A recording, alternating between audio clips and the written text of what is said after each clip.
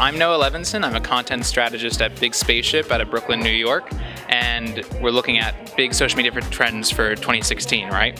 So something big is we're going to have a bunch of new little emerging platforms, sort of like Peach, that combine messaging and a lot of things we've already seen in social media. And what's going to be important is how the first users on those platforms use those platforms. So we're going to see a lot of those throughout the year. They're going to have big launches and then be quiet for a while, but they're going to come back. They're not dead by any means. They're going to come back and they're going to become really important as messaging becomes a bigger priority for 2016 on to 2017.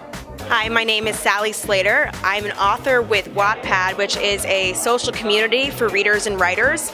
And the trend that I'm really watching, especially as an author on Wattpad, is seeing more businesses using online storytelling platforms to tell their brands. I think that the next biggest trends in social media will really be focused on visual content and storytelling, and whether that's photos or video, 360 video. Hi, I'm Victor PINEIRO. I'm the SVP of Social at Big Spaceship.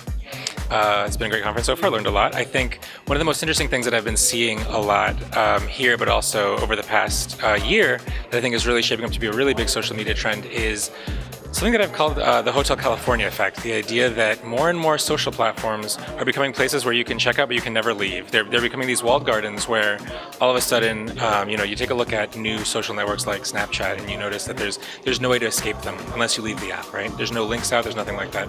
You look at social networks like Instagram and there's almost no way to leave them. It's very difficult to leave Instagram. It's very difficult to follow a link.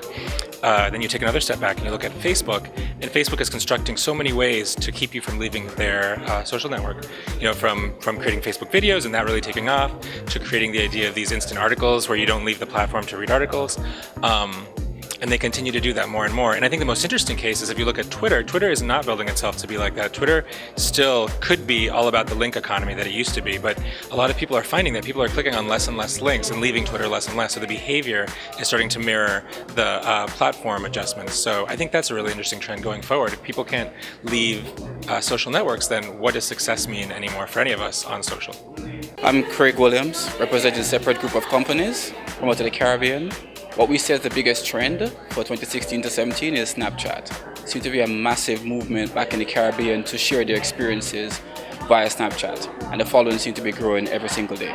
I'm Lauren Wannermeyer. I'm a senior community strategist at Big Spaceship, and one of the biggest trends I think we're going to see, especially for brands this year and probably the next few years, is brands gravitating more towards niche subcultures and tapping into those for their big content moments rather than tapping into these broad appeal events like the Super Bowl or the Oscars. I think we're going to see people more trying to engage those niche communities that are really loud and try to get on their level and win their trust and advocacy.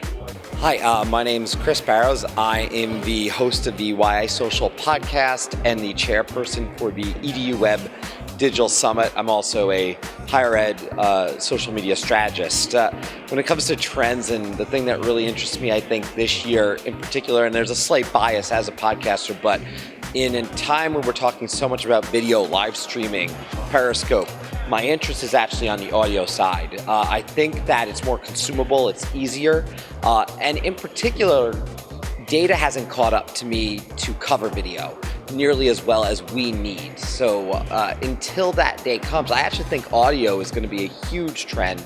We're already seeing it. Anchor dropped in on Twitter and is in existence. I wouldn't be shocked to see Twitter come up with a native audio feature. So my focus is really audio for that reason. It's consumable, it's snackable, and in the end, I think it offers a lot of value, and you don't need to watch anything. You can sit at work and just listen to it.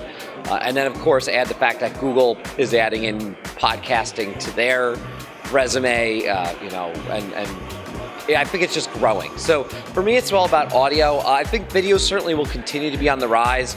I think now the networks need to come back and support video in terms of the fact that it's expensive. So to go live stream everywhere, most of us don't have an unlimited data plan. So audio and video definitely gonna be huge, but I'm gonna bank on audio personally.